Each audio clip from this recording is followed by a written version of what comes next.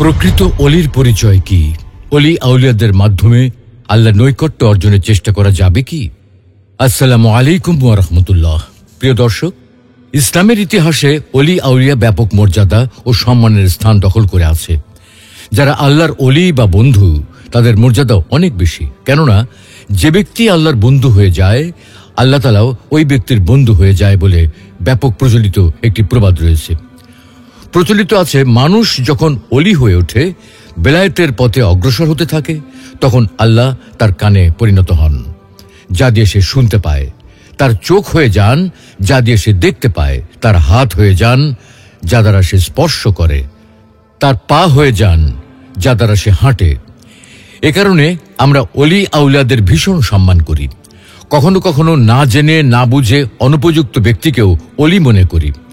আবার কখনো অলি আউলিয়াদের মাধ্যমে আল্লাহ নৈকট্য অর্জনের চেষ্টা করি, তাদের মারফতে আখিরাতে নাজাত পাওয়ার চেষ্টা করি। কিন্তু আমাদের এই বিশ্বাসগুলো সঠিক নাকি ভুল তা আমরা জানি না। তাই আজকে আমরা কোরআন সুন্নাহর আলোকে প্রকৃত অলির পরিচয় এবং অলি আউলিয়াদের মাধ্যমে আল্লাহ নৈকট্য অর্জনের চেষ্টা করা যাবে কি না তা জানার চেষ্টা করব ইনশাআল্লাহ। আল কোরআন অনুযায়ী অলির পরিচয়। অলি ও আউলিয়া শব্দ দুটি আরবি। অলি এক বচন আর আউলিয়া হচ্ছে বহু বচন, যার অর্থ বন্ধু, মুরব্বী বা অভিভাবক। পবিত্র কোরআনুল কারীমের একাধিক স্থানে অলি ও আউলিয়া শব্দের ব্যবহার করা হয়েছে, তুলে ধরা হয়েছে তাদের পরিচয়। আবার যেসব গুণের কল্যাণে একজন মানুষ অলিতে পরিণত হয়, তাও সুস্পষ্টভাবে ঘোষণা করা হয়েছে। আল্লাহ তাআলা যার বন্ধু বা অভিভাবক, তিনিই হলেন অলি। আর অলিদের উপর আল্লাহ সবসময় সন্তুষ্ট থাকেন। যারা অলি, তারাও মহান আল্লাহর বিধি বিধান পালনে থাকেন একনিষ্ঠ। কোরআনুল কারীমে অলিদের ব্যাপারে বলা হয়েছে, আলা ইন্না আউলিয়া আল্লাহি লা খাউফুন আলাইহিম ওয়া লা হুম ইয়াহজানুন। জেনে রেখো, যারা আল্লাহর বন্ধু, তাদের কোনো ভয় নেই, কোনো চিন্তাও নেই। আল কোরআন অনুযায়ী অলির গুণ ও বৈশিষ্ট্য। কোন মানুষ যদি আল্লাহর অলি হতে চায়, আল্লাহকে অভিভাবক হিসেবে পেতে চায়, তবে তাকে দুটি কাজ করতে হবে। আল্লাহ তাআলা পবিত্র কোরআনে বলেন, যারা ঈমান এনেছে এবং তাকওয়া অর্জন করেছে। আল্লাহ তাআলা উল্লেখিত আয়াতে অলি হওয়া এবং আল্লাহর বন্ধু হওয়ার জন্য দুটি শর্ত আরোপ করেছেন। একটি হলো আল্লাহর প্রতি ঈমান বা বিশ্বাস স্থাপন করা, আর দ্বিতীয়টি হলো তাকওয়া অর্জন করা, অর্থাৎ আল্লাহর অসন্তুষ্টি ও অবাধ্যতা থেকে আত্মরক্ষা করে চলা। সুতরাং কোরআনের বর্ণনা অনুযায়ী ঈমান এবং তাকওয়া, এই দুটি গুণের মধ্যেই আল্লাহর অলি হওয়ার মূল উপায় সীমাবদ্ধ। ঈমান ও তাকওয়ার গুণ যার মধ্যে যত বেশি ও যত পরিপূর্ণ হবে, ওই ব্যক্তি বেলায়েতের পথে তত বেশি অগ্রসর ও তত বেশি আল্লাহর অলি হিসেবে বিবেচিত হবেন। ইমাম আবু জাফর তাহাবী রহমতুল্লাহি আলাইহি বলেন, সব মুমিন আল্লাহর অলি। তাদের মধ্যে যে যত বেশি আল্লাহর অনুগত ও কোরআনের অনুসরণকারী, সে তত বেশি আল্লাহর কাছে সম্মানিত, অর্থাৎ তত বেশি বেলায়েতের অধিকারী। হাদিসে পাকে আল্লাহর প্রিয় বান্দা হওয়ার দুটি উপায় উঠে এসেছে। একজন মুমিনের কাজকে প্রিয় নবী সাল্লাল্লাহু আলাইহি ওয়াসাল্লাম দুই ভাগে বিভক্ত করেছেন। প্রথমত, ফরজ বিধান যথাযথভাবে পালন করা, আর দ্বিতীয়ত, ফরজ বিধান পালনের পাশাপাশি নফল ইবাদত বন্দেগীতে আত্মনিয়োগ করা। অর্থাৎ প্রথমত ফরজ ইবাদত পালন করা এবং দ্বিতীয়ত ফরজ বিধান পালনের পাশাপাশি নফল ইবাদত বন্দেগীর মাধ্যমে বেলায়েত তথা আল্লাহর বন্ধুত্ব অর্জন করা। সুতরাং ধনী দরিদ্র নারী পুরুষ যিনি এই দুটি গুণ অর্জন করবেন, তিনিই হবেন ওলিউল্লাহ বা আল্লাহর প্রকৃত বন্ধু। আপনিও যদি সঠিকভাবে এই দুটি গুণ অর্জন করেন, তাহলে আপনিও হবেন আল্লাহর অলি। অলি আউলিয়াদের সফলতা। আল্লাহর প্রতি ঈমান আনা এবং তাকে ভয় করার মাধ্যমে যে ব্যক্তি আল্লাহর বন্ধুতে পরিণত হয়, তার কোনো চিন্তা নেই বলে ঘোষণা দিয়েছেন আল্লাহ তাআলা। আবার তাদের পুরস্কারও ঘোষণা করেছেন তিনি। ইরশাদ হচ্ছে, লাহুমুল বুশরা ফিল হায়াতিদ দুনিয়া ওয়া ফিল আখিরাহ লা তাবদীলা লিকালিমাতিল্লাহ যালিকা হুয়াল ফাওজুল আযীম। তাদের জন্য দুনিয়া জীবন ও পরকালীন জীবনে রয়েছে সুসংবাদ। আল্লাহর কথার কখনো রদবদল হয় না, এটাই হলো মহা সফলতা। আল্লাহর অলিদের মর্যাদাও অনেক বেশি। নবী সাল্লাল্লাহু আলাইহি ওয়াসাল্লাম বলেছেন, কিছু লোক আছে যারা নবী নয়, শহীদও নয়, অথচ নবী ও শহীদগণ আল্লাহ নিকট তাদের মর্যাদা দেখে ঈর্ষা করবেন। লোকেরা বলল, হে আল্লাহর রসূল, আমাদেরকে বলে দিন তারা কারা। তিনি বললেন, ওই লোক যারা আল্লাহর সন্তুষ্টি লাভের উদ্দেশ্যে আপোষে বন্ধুত্ব কায়েম করে, যাদের মাঝে কোনো আত্মীয়তার বন্ধন থাকে না এবং থাকে না কোনো অর্থের লেনদেন। আল্লাহর কসম, তাদের মুখমণ্ডল হবে জ্যোতির্ময়, তারা নূরের মাঝে অবস্থান করবে। লোকেরা যখন ভীত সন্ত্রস্ত হবে তখন তারা কোনো ভয় পাবে না, এবং লোকেরা যখন দুশ্চিন্তাগ্রস্ত হবে তখন তাদের কোনো দুশ্চিন্তাও থাকবে না। তাদের সম্পর্কে আল্লাহ তাআলা বলেন, জেনে রেখো, যারা আল্লাহর বন্ধু তাদের কোনো ভয় নেই, কোনো দুশ্চিন্তাও নেই। যারা মুমিন এবং পরহেজগার তাদের জন্য ইহলৌকিক ও পরলৌকিক জীবনে রয়েছে সুসংবাদ। আল্লাহর বাক্যাবলীর কোনো পরিবর্তন নেই। এটাই হলো মহা সাফল্য।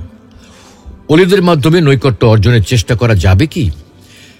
অনেকে দাবি করে থাকেন, আপনার ঈমান ও অন্তর শুদ্ধ নয় বলে আপনাকে আল্লাহর ওলিদের কাছে যেতে হবে, যাতে করে তাদেরকে মাধ্যম করে আপনি আল্লাহর নৈকট্য অর্জন করতে পারেন।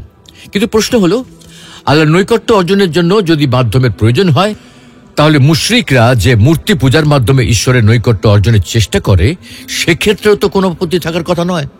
অথচ আল্লাহ তাআলা এহেন সকল পদ্ধতি নিষিদ্ধ ঘোষণা করে বলেছেন, ألا لله الدين الخالص والذين اتخذوا من دونه أولياء ما نعبدهم إلا ليقربونا إلى الله زلفى। জেনে রেখো, ইবাদত কেবল আল্লাহর জন্যই নির্ধারিত, আর যারা আল্লাহ ছাড়া অন্যদেরকে অভিভাবক হিসেবে গ্রহণ করে তারা বলে, আমরা কেবল এজন্যই তাদের ইবাদত করি যেন তারা আমাদেরকে আল্লাহ নিকটবর্তী করে দেয়। এই আয়াতে আল্লাহ তাআলা কাউকে মাধ্যম বানানোর বিরোধিতা করেছেন। এই পদ্ধতিকে কুফরি পদ্ধতি বলে আখ্যায়িত করেছেন। তাছাড়া অনেকে জীবিত ব্যক্তিদের কাছে দোয়া করে যেন সেই দোয়া তাদের উসিলায় আল্লাহর কাছে পৌঁছে যায়। আল্লাহ তাআলা এই পদ্ধতিরও প্রতিবাদ করে ঘোষণা করেছেন, وَإِذَا سَأَلَكَ عِبَادِي عَنِّي فَإِنِّي قَرِيبٌ أُجِيبُ دَعْوَةَ الدَّاعِ إِذَا دَعَانِ فَلْيَسْتَجِيبُوا لِي وَلْيُؤْمِنُوا بِي لَعَلَّهُمْ يَرْشُدُونَ। যখন আমার বান্দা আমার সম্বন্ধে জিজ্ঞাসা করে, তাদেরকে বলে দাও, নিশ্চয়ই আমি সন্নিকটবর্তী। কোন আহ্বানকারী যখনই আমাকে আহ্বান করে তখনই আমি তার আহ্বানে সাড়া দেই। সুতরাং তারাও যেন আমার ডাকে সাড়া দেয় এবং আমাকে বিশ্বাস করে, তাহলেই তারা সঠিক পথপ্রাপ্ত হতে পারবে। তার মানে আল্লাহর কাছে দোয়া করার জন্য কারো মাধ্যমের প্রয়োজন নেই, কোনো অলির মারফতের দরকার নেই। আবার মৃত ব্যক্তিদের উসিলা বানিয়েও দোয়া করার প্রয়োজন নেই, যার বিরুদ্ধে আল্লাহ তাআলা ঘোষণা করেছেন, তোমরা তাদের আহ্বান করলে তারা তোমাদের আহ্বান শুনবে না, এবং শুনলেও তোমাদের আহ্বানে সাড়া দেবে না। তোমরা যে তাদেরকে অংশী করছো তা ওরা কিয়ামতের দিন অস্বীকার করবে, আর সর্বজ্ঞ আল্লাহর ন্যায় কেউই তোমাকে অবহিত করতে পারে না। আমাদের সমাজে অনেকে নবী, রসুল এবং জীবিত ও মৃত অলি আউলিয়াদের কাছে দোয়া করে থাকি। তারা বলে থাকে, ইয়া জিলানি, ইয়া রিফাই, ইয়া রসুল্লাহ ইত্যাদি। অথচ আল্লাহ তাআলা তাকে ছাড়া অন্যকে আহ্বান করতে নিষেধ করেছেন। সুতরাং যে ব্যক্তি আল্লাহ ছাড়া অন্যের কাছে দোয়া করবে সে জালিম, অন্যায়কারী হিসেবে গণ্য হবে, আল্লাহর কাছে মারাত্মক পথভ্রষ্ট হিসেবে বিবেচিত হবে। তাই তো আল্লাহ পবিত্র কোরআনে বলেন, وَمَنْ أَضَلُّ مِمَّنْ يَدْعُو مِنْ دُونِ اللَّهِ مَنْ لَا يَسْتَجِيبُ لَهُ إِلَى يَوْمِ الْقِيَامَةِ وَهُمْ عَنْ دُعَائِهِمْ غَافِلُونَ। ওই ব্যক্তির চেয়ে আর কে বেশি পথভ্রষ্ট যে আল্লাহ ব্যতীত এমন ব্যক্তিদেরকে আহ্বান করে যারা কিয়ামত পর্যন্ত তার ডাকে সাড়া দেবে না, এবং তারা তাদের ওই আহ্বান সম্পর্কে সম্পূর্ণ বেখবর রয়েছে। সুপ্রিয় দর্শক, প্রচলিত একটি গ্রন্থে লেখা হয়েছে কারামাতুল আউলিয়া হাক্কুন আল হাদিস, যার অর্থ করা হয়েছে ওলি আউলিয়াদের অলৌকিক ক্ষমতা সত্য এবং এটা হাদিস। এই বাক্যটিকে আল হাদিস বা রাসূলুল্লাহ সাল্লাল্লাহু আলাইহি ওয়াসাল্লামের বাণী বলে উল্লেখ করে রাসূলুল্লাহ সাল্লাল্লাহু আলাইহি ওয়াসাল্লামের নামে জালিয়াতি করা হয়েছে। এছাড়া বাক্যটির বিকৃত ও ভুল অনুবাদও করা হয়েছে। প্রথমত, অলিগণের কারামত সত্য, এই বাক্যটি আলিমগণের কথা। এটি কোনো হাদিস নয়। রাসূলুল্লাহ সাল্লাল্লাহু আলাইহি ওয়াসাল্লাম থেকে কোনো সহিহ বা যঈফ সনদে তা বর্ণিত হয়নি। উপরন্তু কারামত শব্দটি কোরআন বা হাদিসের শব্দ নয়। নবী ও অলিগণের অলৌকিক কর্মকে কোরআন ও হাদিসে আয়াত বা চিহ্ন বলে বলা হয়েছে। দ্বিতীয় তৃতীয় শতাব্দী থেকে নবী রাসূলগণের আয়াতকে মুজিজা এবং অলিগণের আয়াতকে কারামত বলার প্রচলন শুরু হয়। কোরআনুল কারীমের বিভিন্ন আয়াত ও বিভিন্ন হাদিস প্রমাণ করে নবীগণ ছাড়াও আল্লাহ তাআলা নেককার মানুষদেরকে কখনো কখনো অলৌকিক আয়াত বা চিহ্ন প্রদান করেন। এজন্য সুন্নাতপন্থী আলিমগণ বলেন কারামাতুল আউলিয়া হক। সুতরাং প্রমাণিত হলো এই বাক্যটি হাদিস বা রাসূলুল্লাহ সাল্লাল্লাহু আলাইহি ওয়াসাল্লামের বাণী নয়, বরং আলিমগণের উদ্ধৃতি বা বক্তব্য। কাজেই বাক্যটিকে হাদিস বলে জালিয়াতি করা হয়েছে। দ্বিতীয়ত, উদ্ধৃতিতে বাক্যটির ভুল অনুবাদ করা হয়েছে। আসলে কারামত শব্দটির ব্যুৎপত্তিগত অর্থ সম্মাননা। ইসলামী পরিভাষায় কারামত অর্থ নবী রাসূলগণ ব্যতীত অন্যান্য নেককার মানুষদের দ্বারা সংগঠিত অলৌকিক কর্ম, অলৌকিক ক্ষমতা নয়। আল্লাহ ছাড়া অন্য কারো কোনরূপ অলৌকিক ক্ষমতা আছে বলে বিশ্বাস করা শিরক। সুতরাং এই অনুবাদটি শুধু ভুলই নয়, বরং ইসলামী আকীদা বিশ্বাসের সাথে সাংঘর্ষিক। খ্রিস্টানগণ দাবি করেন মৃতকে জীবিত করার ক্ষমতা ঈশ্বর ছাড়া কারো নেই। যিশু মৃতকে জীবিত করেছেন, সুতরাং এতে প্রমাণিত হয় যিশু ঈশ্বর বা তার মধ্যে ঈশ্বরত্ব বা ঐশ্বরিক ক্ষমতা ছিল। অথচ কোরআনুল কারীমে বারংবার বলা হয়েছে নবী রাসূল বা কেউ নিজের ইচ্ছায় কোনো অলৌকিক কর্ম ঘটাতে বা দেখাতে পারেন না, শুধুমাত্র আল্লাহর ইচ্ছাই তা ঘটতে পারে। কোনো অলি বা নেককার ব্যক্তি কর্তৃক কোনো অলৌকিক কর্ম সংঘটিত হওয়ার অর্থ এই নয় যে এই কর্মটি সম্পাদন করা সেই ব্যক্তির ইচ্ছাধীন বা তার নিজের ক্ষমতা, বরং এর অর্থ হলো একটি বিশেষ ঘটনায় আল্লাহ তাকে সম্মান করে একটি অলৌকিক চিহ্ন প্রদান করেছেন। অন্য কোনো সময় তা নাও দিতে পারেন। একটি উদাহরণ দেখুন। নির্ভরযোগ্য সনদে বর্ণিত 23 হিজরির প্রথম দিকে ওমর রাদিয়াল্লাহু তাআলা আনহু মসজিদে নববীতে জুমার খুতবা প্রদানকালে উচ্চস্বরে বলে ওঠেন, ইয়া সারিয়া আল জাবাল, হে সারিয়া পাহাড়। সে সময় মুসলিম সেনাপতি সারিয়া ইবনু জুনাইম পারস্যের এক যুদ্ধক্ষেত্রে যুদ্ধ করছিলেন। তার যুদ্ধে পরাজিত হওয়ার উপক্রম হয়েছিল। এমন অবস্থায় তিনি ওমর রাদিয়াল্লাহু তাআলা আনহুর এই বাক্যটি শুনতে পান এবং পাহাড়ের আশ্রয়ে যুদ্ধ করে জয়লাভ করেন। এই ঘটনায় আমরা ওমর রাদিয়াল্লাহু তাআলা আনহুর একটি মহান কারামাত দেখতে পাই। তিনি 1000 মাইল দূরের যুদ্ধক্ষেত্রের অবস্থা অবলোকন করেছেন, মুখে নির্দেশনা দিয়েছেন এবং সেই নির্দেশনা সারিয়া শুনতে পেয়েছেন। এই কারামতের অর্থ হল মহান আল্লাহ তার এই মহান ওলিকে এই দিনের এই মুহূর্তে এই বিশেষ সম্মাননা প্রদান করেন। তিনি দূরের দৃশ্যটি হৃদয়ে অনুভব করেন, নির্দেশনা দেন এবং তার নির্দেশনা আল্লাহ শরিয়ার কাছে পৌঁছে দেন। এর অর্থ এই নয় যে ওমর রাদিয়াল্লাহু তাআলা আনহুয়ের 1000 মাইল দূরের সবকিছু অবলোকন করার অলৌকিক ক্ষমতা ছিল, অথবা তিনি ইচ্ছা করলেই এভাবে দূরের কিছু দেখতে পেতেন বা নিজের কথা দূরে প্রেরণ করতে পারতেন।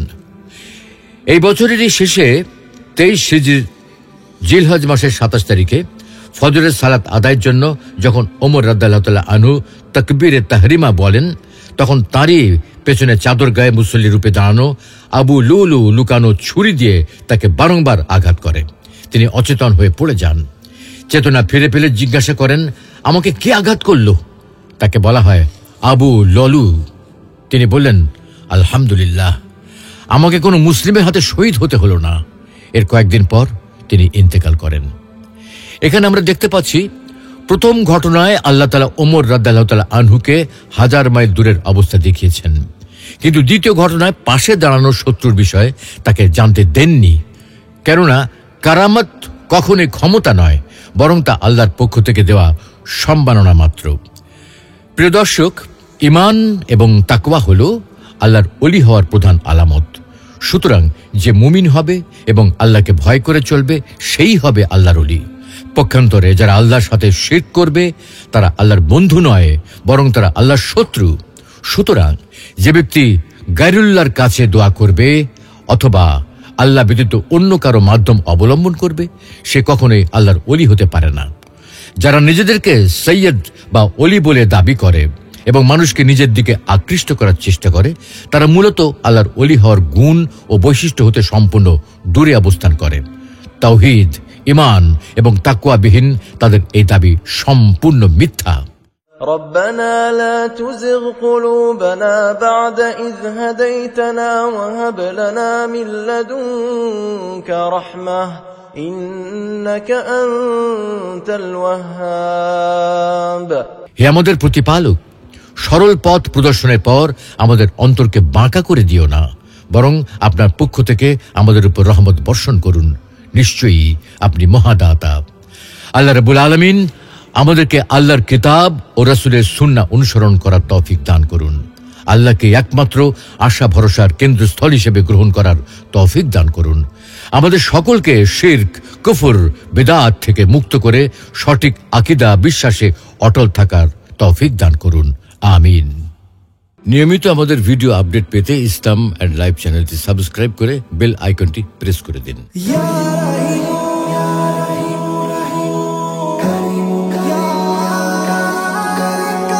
সুপ্রিয় দর্শক, কোরআন ও হাদিসের আলোকে জীবন গড়ুন। ইসলাম এন্ড লাইফের সাথে থাকুন। জাযাকুমুল্লাহ।